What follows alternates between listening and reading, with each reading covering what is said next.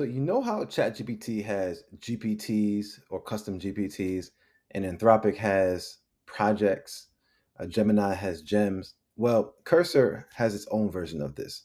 It's something that can be great for coding, planning, and literally running different workflows when you're building with AI.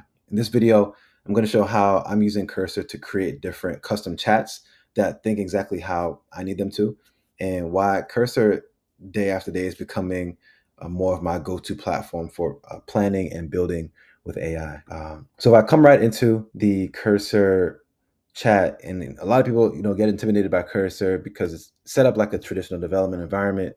So you may feel uncomfortable if you're have a non-technical background. But I encourage people to use Cursor because it could be used for more than just coding. I've been started to use it a lot for marketing, for data analysis, for research, and so at the top right, you have the chat box similar to any chat box in a AI Copilot or LLM. And Cursor has what are called custom modes.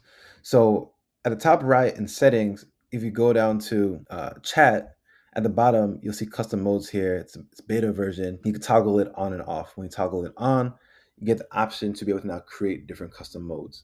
The existing modes already within Cursor, you have the agent mode where it'll code on its own. You have the ask mode where you can ask questions to your code base, manual mode, and then you have these background agents where it'll actually code for you in the background, debug features and errors that you may be having.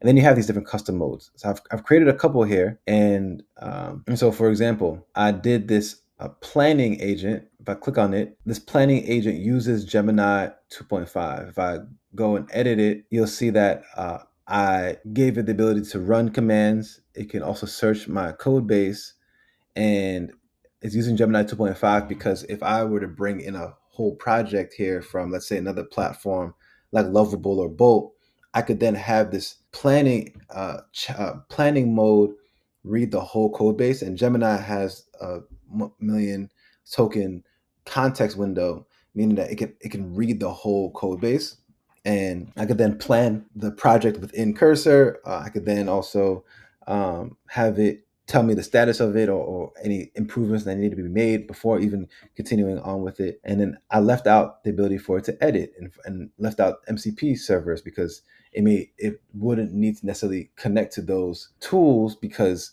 we're just planning, right? And then creating a document, a planning document.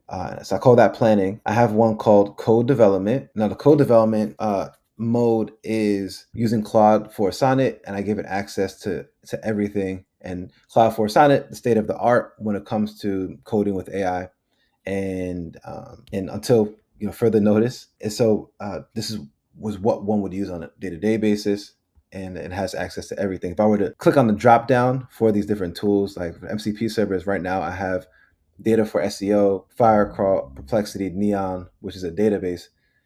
These are the MCP servers that it has access to, and MCPs really just like plugins for AI. If you're familiar with APIs, what APIs are to software, MCPs are to AI platforms, if you will. And then run is for the terminal to run commands, and then the ability to edit, and then the different kinds of searches you can do, searching a code base, searching the web, searching the directory that you may have. And this is using Claude Sonnet 4. The next mode I have is the research mode that's using ChatGPT o3, which is definitely the best when it comes to researching, tool calling, third-party sources, and bringing them back in, and organizing it in a comprehensive manner. And I also give it access to everything. And then you've got the data analysis mode, which is using Grok 4. Grok 4 is definitely the standard now when it comes to math. It's set to think from first principles, and it's definitely just been a real. It's definitely delivered when it comes to complex data analysis. So I have Grok 4 there. And then again, you could then add other MCP servers. So maybe I would want to add in my CRM here. Maybe I'd want to add in a Google Sheets MCP where it can communicate with those other platforms through the cursor chat. You also have the ability to add custom instructions.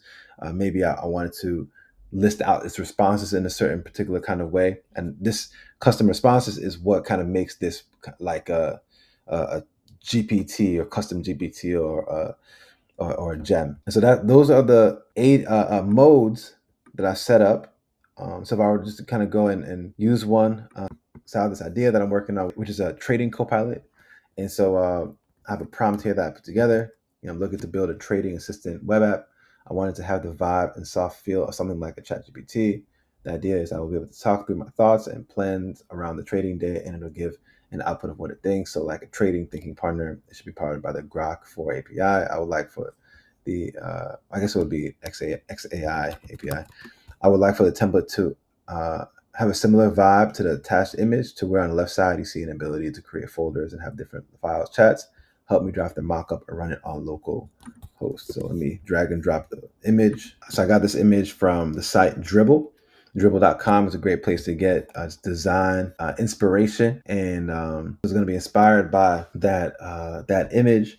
I'm going to have it run on localhost. And I'll say that if I were building this app in a comprehensive way, I would have more of a talk back and forth in the beginning, so that it's more specific and particular to what exactly it is that I want. And then I'll go in and work on the UI. And so maybe I take inspiration from a Dribble. Maybe I go on to a UX pilot and prompt for the UI that I want, so it's a little bit more particular.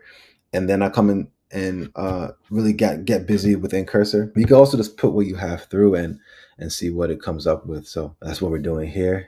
And just to kind of like test out one of these chat modes. And we're just gonna keep running. And then it should go ahead and run locally on the server.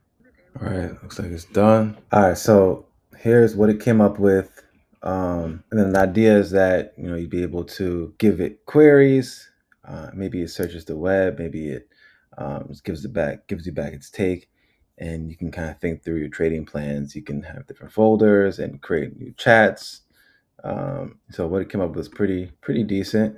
But this is to show you, there's the different things that you can do with Cursor as far as setting up the environment, creating different modes, chat modes, and one of those being, coding, a coding mode, code development, and kind of really just touches the surface for the different ways that you can leverage Cursor as a co-pilot and as a really all-in-one workspace, if you will.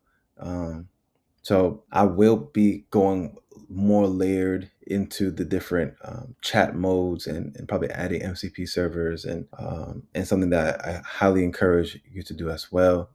Cursor is definitely underutilized, but that's what I have for today, and I will see you on the next one.